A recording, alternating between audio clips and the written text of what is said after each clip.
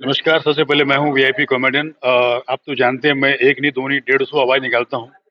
तो मैं अकेले नहीं आया हूँ, 150 एक्टरों को भी लेकर आया हूँ साथ में। तो आज रंगमंच पर हम जो जितने भी श्रद्धालु जो आए हैं, जो पदयात्रा में हैं, उनके पाँव के छाले हैं। अ, मैं कोशिश करूँगा कि अपनी हँसी से उनके वो जो उनके दुःख दर्द है वो दूर हो जाए और कुछ पुण्य लेकर जाऊँ यहाँ से मैं, कुछ पुण्य कमा के जाऊँ। क्योंकि बड़ा सौभाग्य होता है कि आप जब ऐसे कार्य में जुड़ते हो और मैं यकीन मानिए मेरा सपना था कि मैं धीरेन्द्र शास्त्री जी से कैसे जुड़ूँ मैं, कहाँ से जुड़ूँ? पर अचानक वहाँ से कॉल आता है कि आपको आना है, तो मेरी खुशी का ठिकाना नहीं था।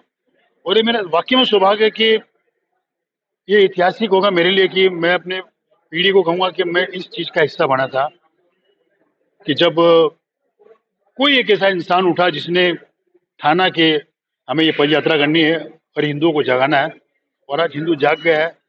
तो बहुत अच्छी बात है, हमारे देश के लिए अच्छी बात है और हमारा देश जो है तरक्की की तरफ जा रहा है, ये सभी पूरा वर्ल्ड देख रहा है।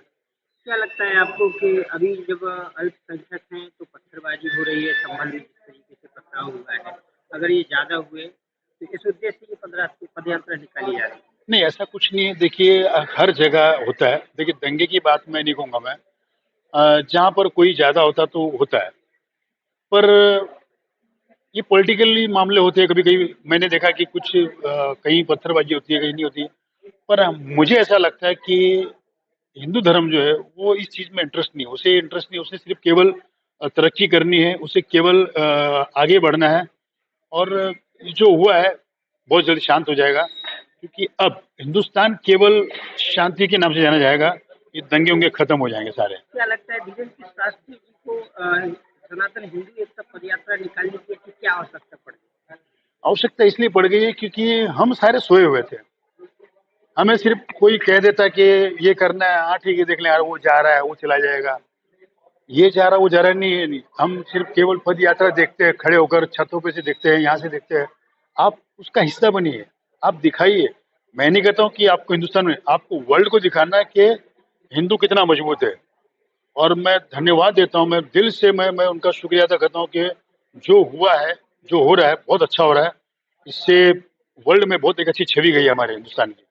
तमाम सेलिब्रिटी इस पदयात्रा में शामिल हुए हैं, आप भी इसमें आए हैं और भी कई लोग आने की संभावना है। तो इस तरीके से जो तमाम लोग सहयोग कर रहे हैं और भी पूरी दुनिया के हैं, लेकिन तमाम लोग जो नहीं आए हैं उनका क्या कहना है? नहीं तो देखिए सर, इंडस्ट्री में सबको काम होता है। अगर कोई डेट कहीं दी होगी किसी ने, तो वो नहीं आएगा तो उसमें उसका कोई दोष नहीं। इसका मतलब वो नहीं कि वो हिंदू नहीं है, वो हिंदू है।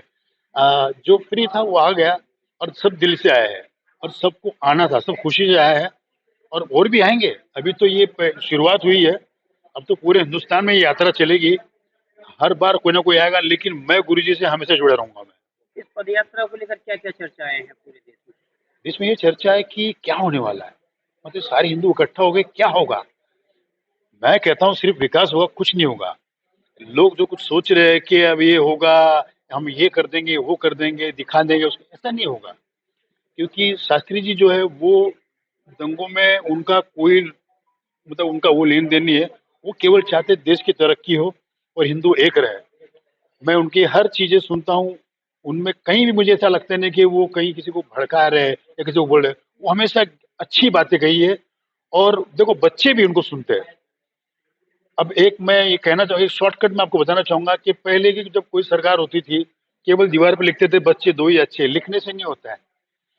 यहाँ पे कचरा मत डालिए, लिखने से नहीं होता है। आपके दिल में बात डालनी पड़ेगी। तो आज मोदी जी ने जो किया है, आज हम लोग शर्म आती है कि हम कचरा कहीं फेंके नहीं फेंके, हम अपनी जेब में डाल लेते हैं। तो वो आपको दिल में जगाना, वैसे ही इन्होंने लोगों के हिंदुओं को जगाया है कि हाँ, बिल्कुल, उसी तरह से इनकी ऐसा नहीं कि बड़े-बड़े संत भी हैं हमारे बीच, पर ये केवल 26 ईयर के संत हैं और उनकी बात हर बच्चा जानता है, बूढ़े को अच्छी लगती है, सबको अच्छी लगती है, सब पूरे हिंदुस्तान में सबको अच्छी लगती है। तो आज जो जुड़ा हुआ है, इसका मतलब ये है कि हम करेक्ट इंसान के पास है और करेक्ट हमें एक संत मिले हैं, जिसको हमें फॉलो करना चाहिए। Eklavya University Damoh will guide you towards a bright future. 28 acres of lush green campus, largest campus of Bundelkhand, experienced and dedicated faculty. 50 future-ready courses taught in 12 different schools, separate course and ground for sport, fully equipped lab and workshop, safe and fully equipped separate hostel for girls.